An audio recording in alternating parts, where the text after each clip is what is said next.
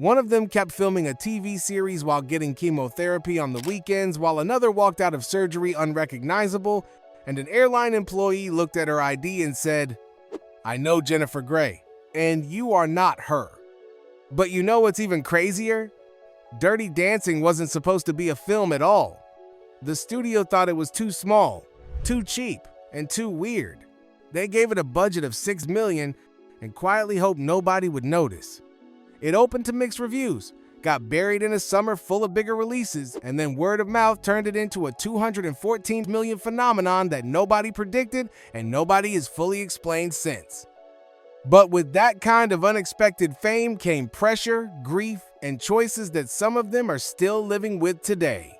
Here's what really happened to the people who made it. In 1987, Patrick Swayze was 34 years old, already built like a myth and moving like one.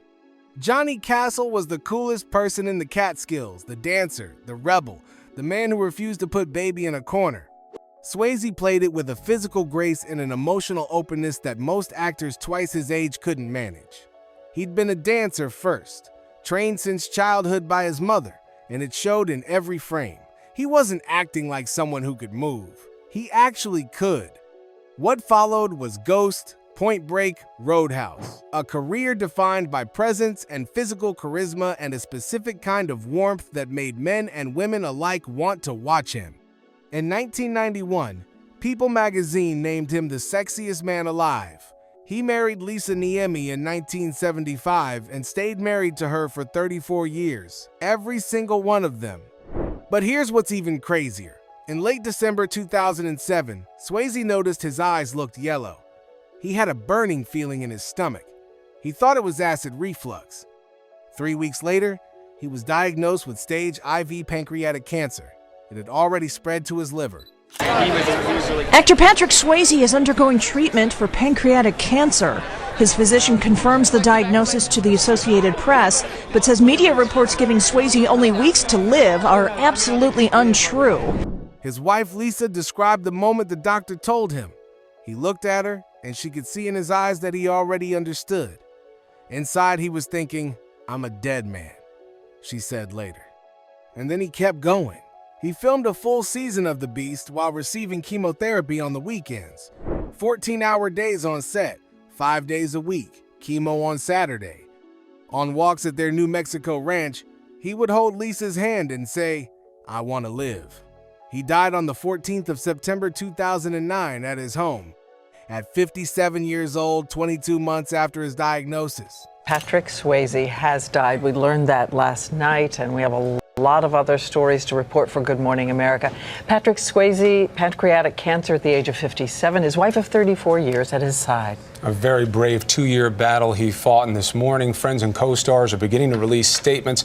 Lisa has been an advocate for pancreatic cancer research ever since. She remarried in 2014 and says she still hears his voice in her head. Patrick Swayze's widow, Lisa, has found love again. Lisa says to her it meant Patrick was giving his permission to marry jeweler Albert DePrisco. He let me know. He said, that has nothing to do with this. It doesn't change how we feel. Johnny Castle never put baby in a corner.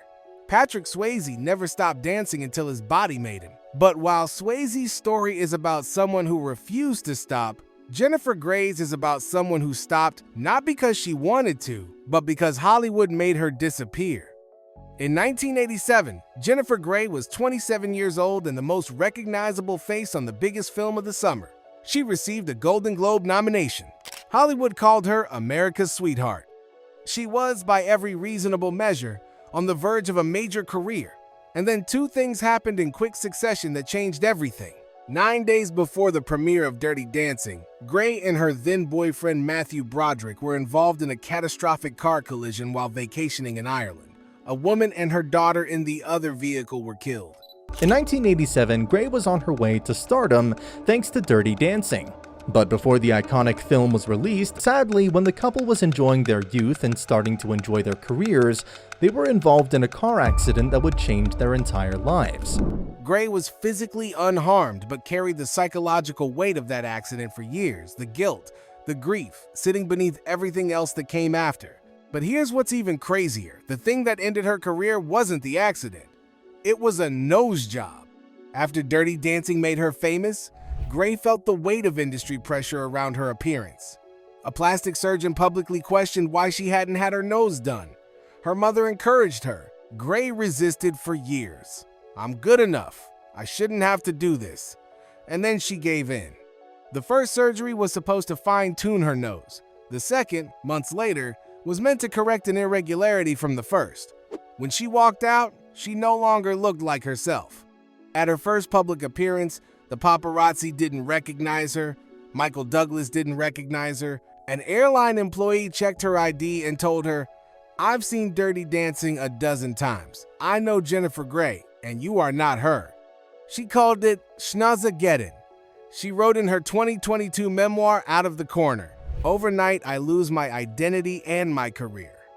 The New York Times coined the term Jennifer Grey syndrome to describe celebrities who had undergone plastic surgery that went too far. She became a cautionary tale. She became a punchline. In 2026, Jennifer Grey is 66 years old. She won Dancing with the Stars in 2010. The winners and new champions of Dancing with the Stars are Jennifer and Derek! Ended a 10-week arc of medical anguish and mesmerizing achievement for Jennifer Grey. She appeared in A Real Pain in 2024 to genuine critical praise. A Dirty Dancing sequel is in development. With Grey returning, she has taken herself out of the corner. It just took longer than it should have. But while Grey fought to reclaim herself, Jerry Orbach spent a decade fighting something far more serious in complete silence, without a single person outside his closest circle knowing a thing. In 1987, Jerry Orbach was 51 years old and already one of the most respected performers in American theater. Tony Award winner, Chicago, Guys and Dolls, 42nd Street. Jake Houseman was a supporting role in someone else's film. Orbach made it feel like it could have been the lead. What came after was even better. He voiced Lumiere in Beauty and the Beast. Then, in 1992, he joined Law & Order as Detective Lenny Briscoe, a sharp-tongued, world-weary NYPD detective who became one of the most beloved characters in American television history. He played the role for 12 seasons. We're right over here at Broadway and Murray. Stuffing yourself with Oscar's donuts? Oh, you prefer sleeping pills and satin sheets. Well, there's a difference. Oh, sure there is, Mike. Like when rich people do it, it's a cry for help. And people like us, it's a social disease. But here's what's even crazier. In January 1994, less than 2 years into his run on Law & Order, Orbach was diagnosed with prostate cancer. It returned and spread before the year was out. He went on hormone therapy. And then he simply kept going, working, performing, showing up, keeping the diagnosis entirely private. For 10 years, the Law & Order cast didn't know. The public didn't know. Nobody knew except his wife Elaine and their closest family. He died on the 28th of December 2004 at Memorial Sloan Kettering Cancer Center. He was 69 years old. Broadway marquees were dimmed in his memory the following evening. But there was one more thing. Throughout his life, Orbach had perfect 20/20 vision, and he was proud of it. Every single day, according to his wife Elaine, he would say, "I want to donate my eyes." When he died, his corneas were donated. 2 strangers, one nearsighted, one farsighted, received them. 2 people are still seeing the world through Jerry Orbach's eyes. His wife joked that she wondered if they ever had overwhelming urges to watch Law & Order or sing 42nd Street. Jake Houseman learned to see his daughter clearly in the film's final moments. Jerry Orbach gave his sight away when he was done with it, because that was exactly the kind of man he was. But while Orbach's story is one of extraordinary quiet dignity, Cynthia Rhodes, who played Penny, the woman whose crisis set the whole film in motion, chose a different kind of silence entirely. In 1987, Cynthia Rhodes was 30 years old and one of the most naturally talented dancers in Hollywood. Penny Johnson drove the entire plot. Her crisis was what brought Baby into Johnny's world, what gave the film its moral weight beneath the romance. Rhodes had already appeared in Flashdance and Staying Alive. She was a working actress with a significant career ahead of her. But here's what's even crazier. In 1989, Rhodes married singer-songwriter Richard Marx. They had 3 sons.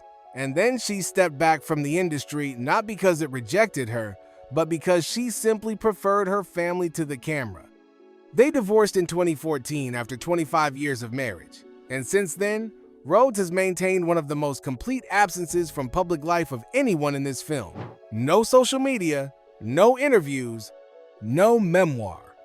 In an era when nearly every actor from a beloved film is accessible in some way, Rhodes is simply not there. In 2026, Cynthia Rhodes is 69 years old.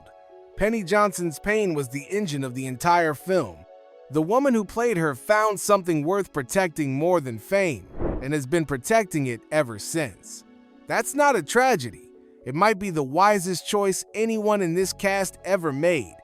Dirty Dancing cost $6 million to make and earned $214 million at the box office. It was not supposed to be a classic. It was not supposed to last. The people who made it were not supposed to carry it the way they did. Patrick Swayze spent his final years the way he spent every year, moving, working, refusing to stop, giving what he had left to whatever was in front of him. Jennifer Grey spent years as a stranger to herself, fighting to reclaim a face in a career that Hollywood had pressured her into losing.